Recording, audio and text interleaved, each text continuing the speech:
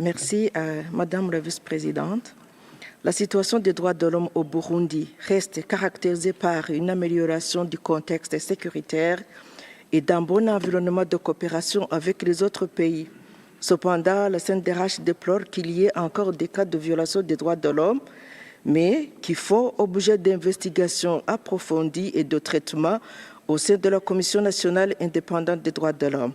Des mécanismes nationaux de protection des droits de l'homme sont sur place, notamment au niveau du Parlement et différents départements ministériels, y compris la mise en place de la Commission nationale indépendante des droits de l'homme.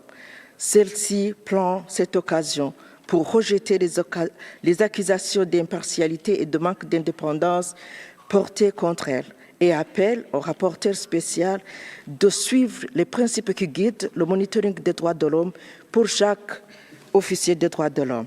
La Commission nationale indépendante des droits de l'homme fait preuve de respect des principes de Paris dans la réalisation de son mandat. La CNDH a toujours manifesté son intérêt à collaborer avec les mécanismes internationaux des droits de l'homme, spécialement le rapporteur spécial sur le Burundi, malgré le refus catégorique de l'État de coopérer avec ce mécanisme.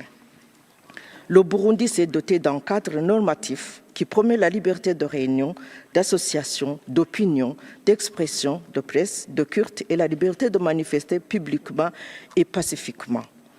Par ailleurs, la Commission note la volonté politique du Burundi à promouvoir la jouissance par le peuple burundais de tous les droits reconnus universellement.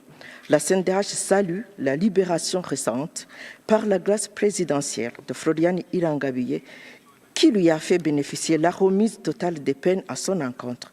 Celle-ci purgeait une peine de 10 ans pour atteinte à l'intégrité du territoire national. La Commission encourage le gouvernement du Burundi à initier d'autres mesures visant la protection des défenseurs des droits de l'homme en situation de risque. Depuis 2017, l'amélioration de la sécurité a permis à des milliers de réfugiés de se rapatrier volontairement. Des structures étatiques et non étatiques intervenant dans ce secteur sont à l'œuvre pour assurer les conditions favorables de leur réintégration et réinsertion socio-économique dans leur zone de retour. L'État du Burundi, avec le HCR du Burundi, organise des descentes Go and Tell Kamenzi pour les encourager au retour volontaire. Messieurs, Mesdames, Madame, Messieurs le Vice-président, quant au respect des engagements internationaux, la CNDH a toujours plaidé pour la bonne collaboration entre le gouvernement et les Nations Unies d'une part et ces mécanismes des droits de l'homme d'autre part.